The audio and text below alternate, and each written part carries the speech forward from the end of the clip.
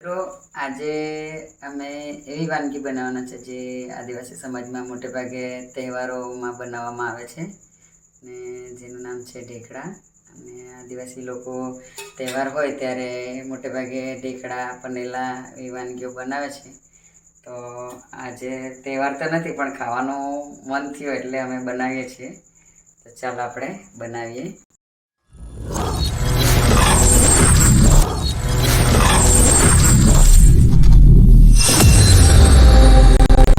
સૌથી પહેલાં આ ખાંડવાળું પાણી છે જે ઉકાળી લીધું છે અડધો કિલો નાખીને 1 લીટર પાણીમાં અડધો કિલો ખાંડ નાખી ને એલચી નાખી દીધી.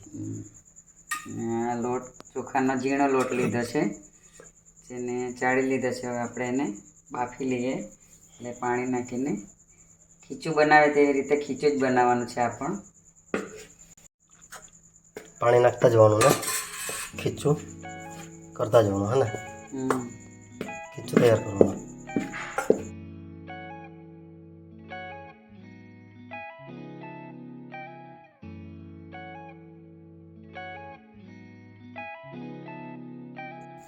આવું કઠણ થઈ જાયેલું આપણે ખીચું બનાવીએ ને પાપડીનું જ બનાવવાના.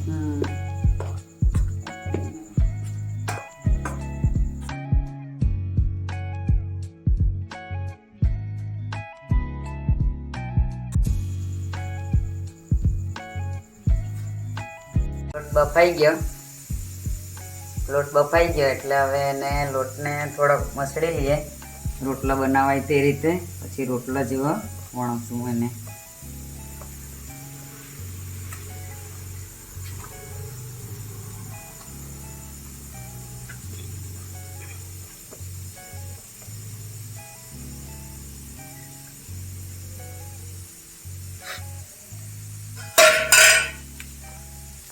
ઘટે એવું લાગે તો આજ પાણી પાછું વાપરી લેવાનું.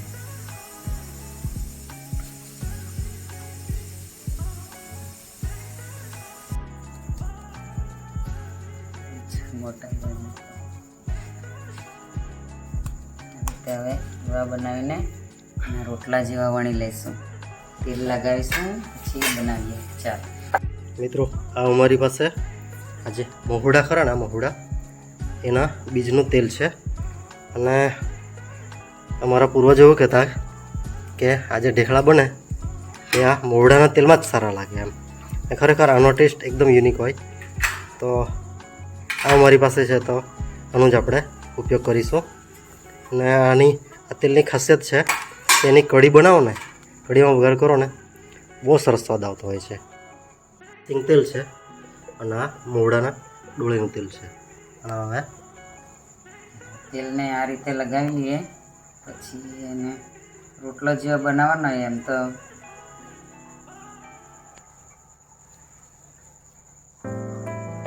આ રીતે જ બનાવવાનો હોય પણ આવશે નહીં એટલે આપણે થોડું વેલણથી એને વણી લઈએ હલકા હાથે.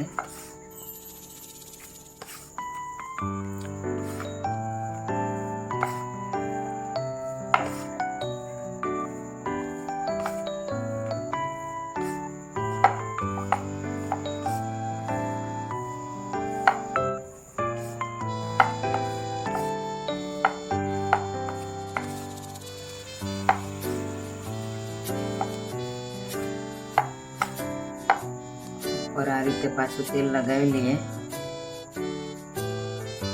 એટલે ચોંટે નહીં. આ રીતે વાળી દીધું છે. પાછું એને ઉપર તેલ લગાવી લઈએ. પાછું વાળીને પાછું તેલ લગાવી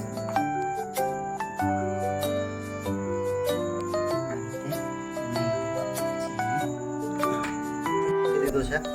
આપણે પાત્રા બાફીએ ને તે રીતનું. અને હવે આમાં ઉપર એક ડીશ કરીને મૂકી દઈશું. મૂકી દે. હવે આને આપણે બાફવા માટે મૂકીએ છીએ. જરાક આખું બની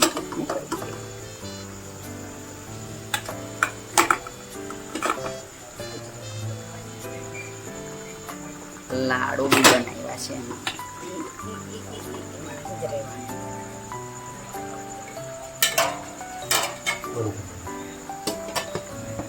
કેટલી વાર દો 20 મિનિટ. મિત્રો આ થઈ ગયું છે અને અમે 20 મિનિટ બાફી લીધું થોડી વાર ઠંડુ થવા દીધું અને પછી એવા કાઢીએ ગરમ ગરમ છે બસ બસ લાડુ બહુ નહીં કાઢવાના. પેલું કાઢ લે, પેલું કાઢ લે. તુવરની દાળ અને આ ઢેકળા